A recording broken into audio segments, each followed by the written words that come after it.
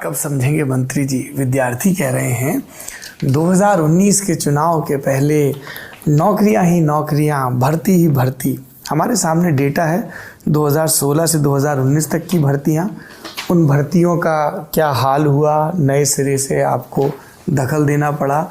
अभी loco pilot की कुछ भर्तियां आई, रेलवे बोर्ड को कोट किया जा रहा, आरटीआई मैं आपको स्पष्ट मैं डेटा रखता हूँ जी, डेटा से चलो जी बिल्कुल। 2004 से 2014 का पीरियड है, उसमें टोटल रेलवे में एम्प्लॉयमेंट दिया गया, मैं आपको एक्यूरेट नंबर भी बता सकता हूँ जी, 4,11,000 जी, 4 से 14।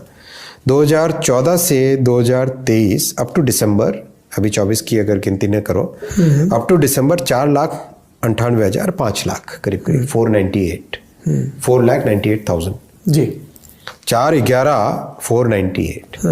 ये आपके सामने डेटा है, ये मैंने पार्लियामेंट में क्वेश्चंस के जवाब में दिया हुआ है, ये सारा का सारा फैक्चुअल डेटा है, करेक्ट? ऐसा नहीं है। देखो, ये बहुत क्लियर था हमारे सामने कि 4-4 साल में, 5-5 साल में जो बंच करके करने की पुरानी प्रक्रिया थी जी, उसको चेंज करके एनुअल प्रक्रिया लाना है।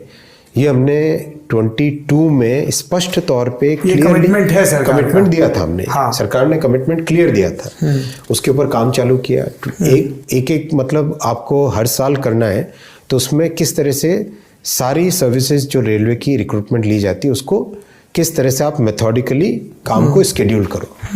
तो ये तय किया कि जनवरी, अप्रैल, जून और अक्टूबर, ये 4 महीनों में, जनवरी में निकले लोको पायलट्स एएलपी की, अप्रैल में निकले टेक्नीशियन की, जून में निकले जो नॉन टेक्निकल कैटेगरीज है उसकी, और अक्टूबर में निकले जो लेवल 1 की वैकेंसीज हैं। इस तरीके से प्लानिंग करके पूरा स्केड्यूल बनाया गया है। आपकी जानकारी के लिए, इस काम को अगले 3 साल के लिए ऑलरेडी प्लानिंग बन चुकी है। अगले 3 साल के लिए ऑलरेडी प्लानिंग बन चुकी।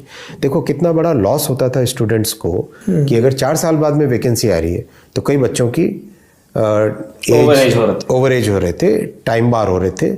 फिर दूसरा, एक साथ इतना प्रेशर बन जाता था, 2-2, 3-3 साल से तैयारी कर रहे होते थे। अब छात्रों को लगातार अपॉर्चुनिटीज़ मिलती जाएंगी। एएलपी में मिल गई, टेक्नीशियन, अच्छा टेक्नीशियन का हमने जो अप्रैल में करना था उसको प्रीपोन इसलिए किया कि हमें पता है अप्रैल में मॉडल कोड ऑफ कंडक्ट लागू होगा, इसलिए जनवरी में ही, इसलिए नहीं, जनवरी नहीं, फरवरी के कुछ आरंभ में किया था इसको।